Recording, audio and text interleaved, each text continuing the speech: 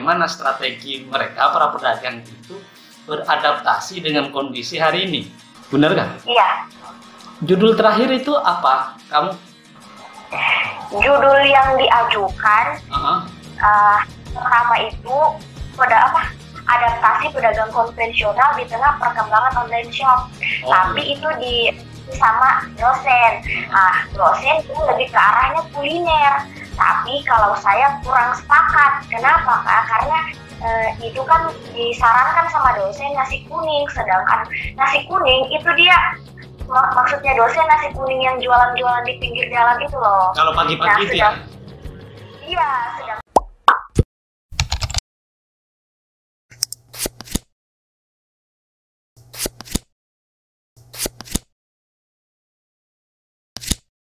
Assalamualaikum, Kak. Waalaikumsalam, Wilda. Gimana, sehat?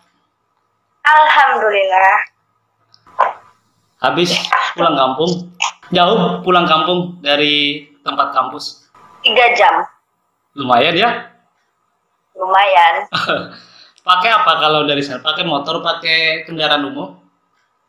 Motor. Itu tempat kamu apa namanya? Daerahnya? Di Kota Palu, Kak, di Sulawesi Tengah. Oh, Kota Palu. Kalau Kakak di mana? Di Cirebon. Oh, di Cirebon. Wah, lumayan jauh ini.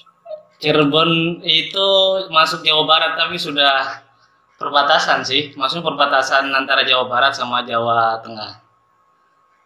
Tapi saya masuknya di Jawa Baratnya. Tadulako. Aku pernah sih, cuman nggak sampai ke kampusnya, ke Tadulako itu. Maksudnya Kakak pernah ke Palu? pernah sekali dulu ada ini kegiatan dengan dosen itu penelitian survei begitu, survei nasional. Jadi ke Palu tapi ya cuman nyebarin kuesioner begitu, ngobrol-ngobrol sama orang, minum semalam pulang lagi. Kalau di sosiologi Tadulako itu satu angkatan itu berapa kelas? Kalau satu angkatan 4 kelas. Banyak ya? Lumayan. Lumayan banyak. Satu kelas isinya ada 62 orang, 50. Tapi kadang sudah banyak yang tidak lanjut. Oh iya. Tapi 60 kayak gitu kalau berarti kelasnya kelas gede ya? Iya. Tapi kadang banyak yang tidak masuk, Kak. Jadi semuanya 62 itu masuk kelas. Will, kamu bisa ceritain dulu. Biar nanti aku ngasih masukan yang benar, maksudnya yang pas dengan skripsi kamu tentang masalah itu. Kenapa kamu tertarik dengan masalah yang kamu angkat sekarang jadi skripsi itu? Iya. Jadi kan awalnya itu saya selalu lalu lalang di dekat pasar. Jadi saya penasaran bagaimana adaptasinya perkembangan pasar ini terhadap masyarakat gitu. Terus kan kalau pedagang konvensional itu dia fokusnya ke banyak. Tapi di sini saya ambilnya pedagang pakaian. Kenapa? Karena saya melihat di masa pandemi ini pasti orang berpikir untuk memenuhi kebutuhan daripada keinginan. Sedangkan pakaian ini dia lebih ke keinginan. Oh, berarti kamu mau nyari tahu, maksudnya kalau pedagang pakaian itu kan beda dengan pedagang makanan kan gitu ya. Kalau pedagang makanan itu kan dibutuhkan sehari-hari, orang pasti aja kan. Kalau pas lagi lapar pasti beli, kalau nggak sempat masak kan. Kalau pedagang pakaian itu kan kalau lagi masa pandemi berarti orang menyetop keinginannya, hanya beli kebutuhan-kebutuhannya kan gitu maksudnya. Gitu. Iya, betul-betul. Berarti kamu khususnya ke pedagang pakaian yang kayak gimana? Di pasar konvensional itu. Khusus pakaian apa kan begitu, ada banyak. Iya, di pasar. Kalau di pasar impres di kotanya saya itu, Kak, dia pedagang pakaiannya itu dia menjual semua, dari daster, dari baju-baju untuk sehari-hari, untuk di ini gitu. Ngerti. Berarti memang ya kayak pasar di pasar tradisional kan ya? Pasar impres, pasar tradisional kan ya? Jadi orang kan, apalagi di masa pandemi, aku kira kamu sudah benar sih, maksudnya masukan dari dosenmu itu dikaitkan dengan COVID. Karena kan interaksi pasar selama COVID itu turun kan, interaksi interaksi langsung loh ya, interaksi langsung antara pembeli dengan pedagang pada masa COVID di pasar-pasar tradisional itu pasti berkurang. Kenapa? Karena memang orang takut kan untuk berinteraksi dengan orang, takut ada kena virus, takut apa, was-was dan seterusnya. Nah kan orang lebih banyak, apalagi kalau khususnya kayak anak-anak muda kayak kita kan lebih memilih untuk untuk berdagang untuk membeli di pasar-pasar online kan. Ya. Berarti yang kamu cari itu bagaimana strategi mereka para pedagang itu beradaptasi dengan kondisi hari ini, benar kan? Iya. Judul terakhir itu apa kamu? Judul yang diajukan pertama itu adaptasi pedagang konvensional di tengah perkembangan online shop. Tapi itu sama dosen. Dosen itu lebih ke arahnya kuliner. Tapi kalau saya kurang sepakat. Kenapa Kak? Karena itu kan disarankan sama dosen nasi kuning, sedangkan nasi kuning itu dia maksudnya dosen nasi kuning yang jualan-jualan di pinggir jalan itu loh. Kalau pagi-pagi itu ya? Iya, sedangkan nasi kuning itu dia lebih ke pedagang kecil. Ya. Nah, kalau konflik di dalamnya itu agak kurang sih Kak, karena kan kalau kita ingin beli nasi kuning harga 5 ribuan, kita tidak perlu mikir mau belanjanya itu lewat online atau datang langsung. Pasti ya, udah beli aja sana 5 ribu. Jadi gitu. Jadi kurang serak, makanya saya pengennya ya ini pedagang pakaian. Tapi memang benar sih, maksudnya aku catatnya kamu itu soal keinginan dan kebutuhan yang tak Jawa, keinginan dan kebutuhan. Kalau di makanan itu kan pasti kebutuhan pokok ya. Aku kira pedagang di jalanan itu kan interaksinya tidak sebanyak kayak di itu, orang jalan berhenti beli kan, pergi lagi kan gitu, nggak numpuk-numpuk kayak di pasar. Nah itu nggak numpuk, jadi resiko untuk tertular COVID juga berkurang kan dibanding dengan pasar yang ramai, pasar yang kayak gitu. Nah itu kan kebutuhan pokok. Nah sementara yang di kebutuhan keinginan untuk membeli itu kan di pakaian, meskipun pakaian sebenarnya ada kebutuhan pokok kan, tapi masa selama pandemi ini menjadi kebutuhan pokok orang kan enggak. Orang paling belanja hal-hal yang diinginkan kan. Sementara kondisinya sekarang itu kan kondisinya pandemi, sehingga orang itu sedikit berkurang kemungkinannya. Tapi ada juga sih Wil, kalau orang desa yang pikirannya itu tidak termakan oleh isu-isu COVID. Iya, ada aja kan. Tapi menurut saya sedikit banyak pasti mempengaruhi orang-orang yang jualan di pasar itu menjadi berkurang. Kenapa? Karena ada tekanan juga dari pemerintah untuk jangan kamu berinteraksi secara langsung selama COVID, kan gitu. Sehingga pasti berkurang itu. Lambat laun beberapa orang pasti akan ini. Maka benar kamu kalau itu dikaitkan dengan bagaimana strategi mereka beradaptasi di tengah kondisi COVID ini. Nah, kalau nanti kan COVID ini sejauh mana mereka itu beradaptasi. Kalau adaptasinya bagus, berarti mereka itu bisa berlanjut gitu, bisa mencapai goal, tujuan-tujuan berdagang itu, ya kan? Nanti akan nyambung nanti ini dengan teori yang sudah Wilda taruh di kerangka teori itu. Jadi kalau menurut saya judul yang Wilda ambil itu punya alasan yang logis. Alasan yang logis itu masalahnya ada di lapangan. antara kebutuhan dan keinginan di kondisi saat ini yang masa pandemi. Betul. Ya kan? Jadi Iya. kalau kamu punya alasan kenapa kamu tidak melanjutkan saran dari beberapa satu atau dua dosen tentang nasi kuning itu, kamu punya alasan yang kuat. Alasan yang kuat yang pertama itu makanan itu kebutuhan paling pokok gitu. Apalagi nasi kuning kayak gitu di jalanan. Sementara pakaian meskipun kebutuhan pokok pada manusia, tapi manusia masa dalam beberapa bulan atau bahkan tahun ini pakaian kan nggak habis dipakai sekali. Kalau makanan kan dimakan habis. Yeah. Jadi kamu bisa pakai logika itu. Kemudian ditambah lagi kamu kalau misalkan nanti kamu pakai dengan teori adaptasi, teori fungsionalisme struktural yang dari Parson itu.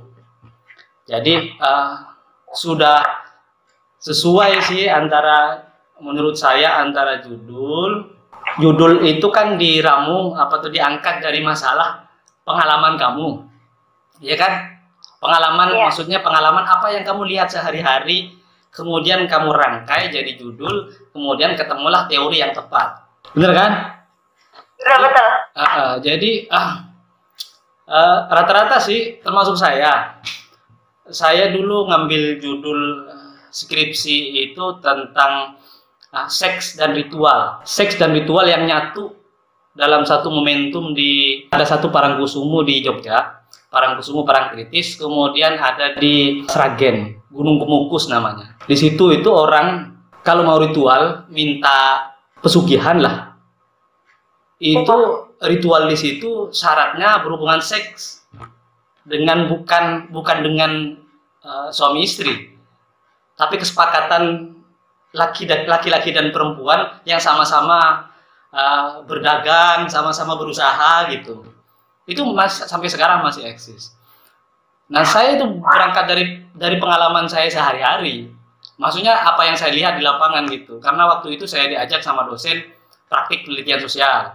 Jadi ketemulah loh, kok di agama saya antara ritual yang suci itu dengan berhubungan seks yang hedon itu pasti beda, udah kayak minyak sama air kan, nggak pernah ketemu, tapi di situ kok nyatu gitu. Jadi prasyarat untuk melakukan ritual berhubungan seks. Nah itu lama banget saya nyari judul yang tepat itu. Pada akhirnya meskipun ada banyak pertentangan sih, sama kayak kamu. Jadi ini berisiko, apa kamu mampu apa enggak?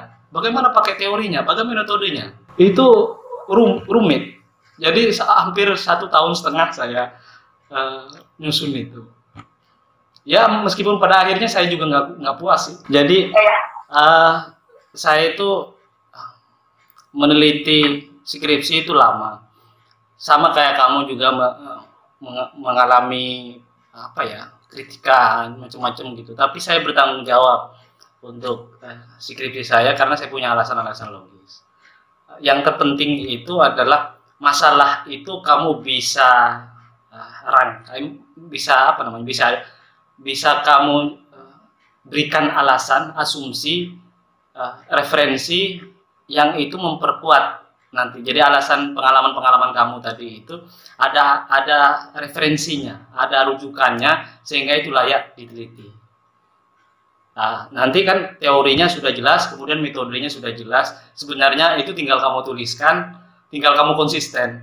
Kalau kamu konsisten cepat banget. Biasanya cewek itu lebih struggle daripada cowok sih. Kalau tapi ada moodnya juga. Tapi moodnya cewek itu paling sebentar. Tapi kalau cowok kayak saya itu bisa sampai berbulan-bulan kadang-kadang itu. Kenapa kurang puas dengan hasil skripsinya kakak? Itu tuh pertama dulu karena saya kan kecelakaan. Jadi pada waktu saya turun ke lapangan itu saya kecelakaan, patah kaki, sehingga saya tidak benar-benar, karena kan sudah 1 tahun undur gitu saya menyembuhkan patah kaki.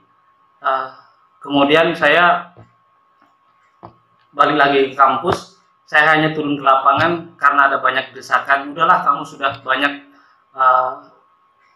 berkorban untuk skripsimu, kamu tuliskan aja yang bisa kamu tuliskan. Karena saya juga ke kampus itu masih pakai itu loh, pakai Iya, jadi saya sambil ngerjain, ya alhamdulillah selesai gitu. Dan itu yang saya nggak puas karena ini memang benar-benar saya kesukaan saya gitu. Jadi saya ngobrol meneliti tentang bagaimana, karena di situ itu ada prostitusinya juga, ada PSK juga yang ada di sekitar ritual itu. Sehingga orang yang datang ke sana yang mau melakukan ritual itu, nggak perlu nyari cewek lagi dari luar. Jadi tinggal sudah disediakan gitu loh. Udah ada apa namanya? Udah ada PSK. Oh mas, sama saya aja, nanti ritual bareng-bareng gitu. Luar biasa. Menurut saya skripsinya kakak itu memang berat. Tapi keren, menarik sekali. Jadi saya baru tahu ada yang seperti itu. Ada sih, kalau kamu ini ke daerah Jawa itu masih ada yang begitu. Terutama teman-teman yang suka dengan hal-hal yang mistis gitu. Ke masalah kamu aja biar nggak terlalu banyak ngobrol masalah saya. Gini, kalau kamu kan judul aku kira sudah fix, menurut saya sudah tepat dengan pengalaman kamu, masalah kamu, kemudian rangkaiannya udah pas, beberapa alasan-alasan yang sudah dituliskan nantinya ya di proposal. Kemudian ke teori, bagaimana sih Will teori itu nanti kamu tuliskan di kerangka teori, dan bagaimana fungsinya teori itu nanti ketika kamu menuliskan laporan setelah data-data terkumpul. Nah, itu yang banyak tidak dipahami. Termasuk saya bisa belajar tentang itu selama saya menyusun skripsi. Jadi saya punya ini kesalahan saya. Akhirnya saya begitu saya S2, saya merasa begitu saya baca skripsi saya itu kok kayak gini ya. Maksud saya teorinya itu maksudnya tidak kurang relevan, masih ada teori lain yang bisa lebih relevan dengan masalah gitu. Makanya butuhnya diskusi itu dengan teman, dengan dosen, dengan siapa saja untuk memberikan masukan tentang bagaimana kita memposisikan teori. Kemudian bagaimana nanti teori itu menganalisis persoalan. Nah, kalau teori Talcott-Parsons dengan teori yang sangat terkenal di teori sosiologi modern itu fungsionalisme struktural. Fungsionalisme struktural itu main idenya itu agil itu. Adaptasi, goal, integration, latensi kan. Nah, kan di judul kamu sudah ada kata adaptasi, ya kan? Ya. Nah, di adaptasi itu kamu mau mencari tahu, berarti nanti muncul itu di rumusan masalah. Ya. Misalnya rumusan masalahnya, bagaimana strategi adaptasi pedagang pakaian di pasar selama masa COVID? Nah, itu paling tidak pertanyaan besarnya gitu ya. Nanti bisa di breakdown lagi. Nah, adaptasi ini nanti kamu kan pasti kan turun nanti di ininya, di pertanyaan penelitian, panduan wawancara gitu. Jadi adaptasi, bagaimana sih mereka beradaptasi? Jadi karena adaptasi ini akan menentukan. Jadi kondisi adaptasi itu yang perlu kamu ingat bahwa sekarang itu berbeda dengan sebelumnya. Ada satu kejadian, ada satu peristiwa membuat goncang perekonomian, pandemi itu. Jadi dia harus membuat strategi adaptasi dengan kondisi itu. Tentu yang paling tahu itu nanti orang-orang yang akan jadi subjek penelitian kamu. Subjek penelitian itu informannya. Nanti yang akan tahu itu mereka. Jadi informan itu akan tahu strateginya kayak gimana. Semakin bagus strateginya, strategi adaptasinya, maka semakin bisa dia bertahan dan meraih kesuksesan dalam bidang usahanya. Jadi kan adaptasinya, nanti kan ada di adaptasi itu misalkan, oh ada inovasi baru gini dari pedagang si A, sehingga dia tetap eksis nih, misalnya bisa pelanggannya masih tetap nggak kemana-mana gitu, nggak pergi ke tempat lain gitu. Jadi itu bagian dari nanti bagaimana strategi orang beradaptasi, entah menggunakan WhatsApp, community WhatsApp, atau misalkan dengan pelanggan misalnya ya, atau misalkan dia berubah ke membuat semacam akun online shop gitu misalnya. Nah, itu nanti bagian dari adaptasi itu supaya dia bisa bertahan, ya kan? Yang bisa bertahan, lapak kami ada di pasar impres gini, tapi ibu-ibu bisa pesan via online shop, kan bisa. Nah, itu bagian dari strategi adaptasi. Nah, kalau itu sudah tercapai, berarti tujuan perekonomian mereka supaya tetap laku, supaya tetap berjalan bergulir, itu akan ditentukan oleh strategi adaptasinya ini. Jadi kan A sudah selesai ya, lalu ke goal itu ditentukan oleh adaptasi. Semakin bagus adaptasinya, semakin mendekati atau semakin sukses dia mencapai tujuan goal itu. Nah, kalau goal ini tercapai, maka integrasi itu bukan sesuatu hal yang rumit, sudah pasti itu. Makanya kalau kamu baca ini sampai saya bukain. Wow. Ini di sini ada nih, kelihatan nggak ya? Di atasnya ada adaptasi agil dan segala macam nih. Nah, kalau kamu sudah maksud saya kalau sudah goal adaptasi sama goal tercapai, maka sudah pasti dia bisa berintegrasi dengan kondisi pandemi COVID. Nah, pasar kan tergoncang nih, beralih ke satu sistem yang baru. Maka ketika dia mampu beradaptasi, goalnya pasti tercapai. Dan kalau sudah goal tercapai, sudah pasti itu terintegrasi. Karena kata Parson juga, integrasi itu bukan sesuatu yang rumit kalau adaptasi dijalankan. Kemudian latensi itu semacam kalau kata Parson, latensi itu pemeliharaan pola. Pemeliharaan pola itu dia sudah bisa menerawang ke depan gitu jadi menerawang ke depan tuh kayak gini. Kalau nanti ini kan kondisi COVID tidak pernah dipikirkan oleh para pedagang, termasuk semua orang yang ada di sektor perekonomian.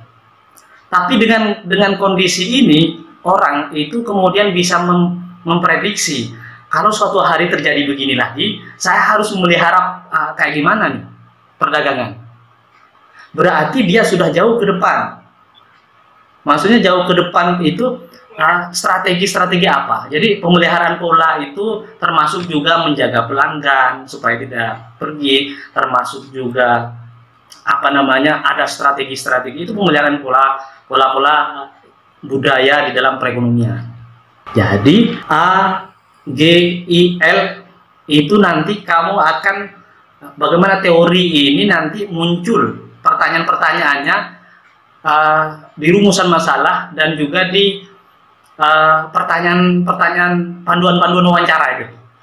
Nanti kamu setelah mendapatkan data itu, panduan untuk menuliskan ini juga yang 3 itu, yang 4 A, G, I, L itulah panduannya.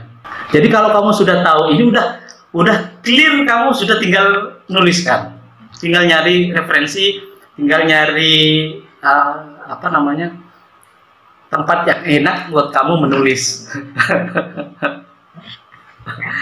Itu sih menurut saya. Jadi kamu tinggal bagaimana kamu mau melanjutkan ini, kamu jadwal. Kalau saya waktu tesis itu 1 bulan menuliskan laporan. 1 bulan itu saya memang membuat schedule daily activity lah. Jadi jam berapa saya bangun, jam berapa saya mulai harus ke perpustakaan, jam berapa saya harus kuliah, kan masih kuliah pada waktu itu. Jam berapa saya harus baca, nyari buku, nyari apa segala macam, terus begitu. Dalam satu bulan itu terkumpul berapa lembar waktu itu? 250 lembar. Itu tapi memang ini, kalau saya kan waktu itu udah, begitu saya S2 udah nggak mikir yang lain-lain. Saya fokus ke sini dulu biar saya cepat selesai, karena S2 mahal gitu. sama juga kan kalau mungkin itu masa S1. Teman-teman yang cewek-cewek ini ya, teman-teman saya itu banyak yang 3,5 tahun. Sama kayak kamu, semester 6 sudah mulai ini. Minimal lah 4 tahun. Maksimal 4 tahun maksud saya. Jadi cewek-cewek itu lebih mudah karena dia fokus gitu. Kecuali misalkan Wilda masih punya aktivitas yang penting yang nggak bisa ditinggalkan. Misalkan jadi apakah di organisasi, itu biasanya memang butuh sesuatu yang ekstra untuk mengerjakan ini. Iya. Alhamdulillah sudah lepas semua. Udah lepas semua. Kakak aktivitasnya? Sekarang? Ya. Sekarang? Ngajar. Masya Allah. Saya ingin membantu sebisa mungkin mahasiswa-mahasiswa untuk tahu bagaimana dia mengerjakan tugas akhir, supaya mereka nggak beli gitu loh. Kalau beli itu kasihan, 4 tahun mereka kuliah ngeluarin duit sebanyak-banyaknya tuh beli. Itu salah satu alasan. Yang kedua, alasan saya itu, saya dulu pernah kesusahan nyari orang untuk berdiskusi untuk skripsi. Yang ketiga, karena saya tidak punya uang untuk bersedekah kecuali dengan pikiran. Kalau saya punya duit ya saya kasih aja. Jadi itu menurut saya membuat anak mahasiswa lebih pintar, karena saya menganggap bahwa mahasiswa saya itu bukan hanya di kampus saya, tapi semua mahasiswa yang mau ngobrol, mau sharing sama saya, itu saya selalu welcome, karena mereka itu bagi saya teman. Bahkan kalau saya kan waktu ngajar sama teman-teman saya, mahasiswa itu kadang ngobrol, ngopi, kadang karena kadang-kadang di dalam kelas itu kan kondisinya beda dengan di luar ya, nggak ngobrol-ngobrol kayak gini gitu. Di kelas itu hanya ngobrol materi, pusing anak-anak. Tapi begitu di luar sambil santai, sambil ngobrol, bahkan kita cerita-cerita tentang pengalaman kita, pengalaman mahasiswa. Itu kemudian saya bisa bisa memberikan banyak hal yang bisa didiskusikan gitu. Meskipun pengalaman saya itu ya nggak penting-penting juga. Meskipun saya nggak pernah ketemu kamu siapa, orang mana, anaknya siapa, saya juga nggak peduli gitu. Maksud saya nggak peduli dalam artian saya hanya peduli bagaimana orang-orang, anak-anak mahasiswa itu bisa pintar, bisa tahu, bisa menyelesaikan sesuatu, membantu mereka menatap masa depan gitu. Luar biasa. Di universitas mana, Kak? Saya yang pertama itu di Universitas Sultan Ageng Tirtayasa. Itu salah satu universitas negeri di Banten, di dekat Jakarta lah, Banten. Kemudian saya waktu itu masih non PNS sih, begitu saya lulus S2, saya kan UNAIR, lulus S2 UNAIR sosiologi, S1 sosiologinya di Jogja, di UIN Sunan Kalijaga di Jogja. Kemudian begitu lulus saya nggak bekerja kemana-mana, langsung daftar S2. S2 1,5 tahun lulus, saya langsung jadi dosen di sana, di Banten itu. Jadi dosen tahun 2015 ya. Tahun 2015, udah lama banget kan. Berarti jarak aku sama kamu itu jauh. Jadi tahun tahun 2015 sampai dengan tahun 2019. Nah, karena statusnya masih non PNS, saya daftar PNS tuh tahun 2019. Nah, memilih perguruan tinggi keagamaan Islam negeri di Cirebon. Nah, jadilah sekarang saya terima PNS tahun 2019, baru 1 tahun, 2 tahun jalan sih. 1 tahunnya, udah mau 2 tahun. Jadi dosen di Institut Agama Islam Negeri di Cirebon. Tapi sayangnya, ya memang saya lagi ngajuin kita ngajuin program studi sosiologi. Belum ada sosiologi di sini. Makanya saya nyari teman-teman mahasiswa sosiologi juga. Karena memang saya jurusannya sosiologi gitu. Jadi di sini saya ngajar di sejarah. Tapi ya khusus ngajar tentang sosiologi, pengantar sosiologi, ngajar tentang teori-teori sosiologi postkolonial, ngajar kajian budaya, cultural studies, itu saya ngajar di situ. Kedepannya, misalnya kamu pengen ngobrol sama saya, kamu tinggal chat aja, nggak usah, maksudnya temen aja, jangan anggap saya dosen, karena itu akan berat. Temen aja, panggil kakak aja. Mengikuti keberanian, berani chat kakak, alhamdulillah responnya baik. Bersyukur sekali responnya itu baik sekali.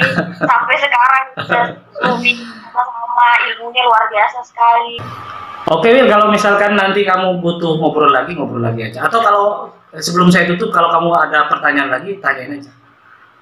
Atau nanti bisa kita jadwal ulang, sewaktu-waktu kita bisa ngobrol lagi. Ya Kak, insya Allah besok saya ketemu sama dosen, saya mau sampaikan ide-ide ini, insya Allah diterima. Amin. Banyak. Ya. Assalamualaikum. Waalaikumsalam.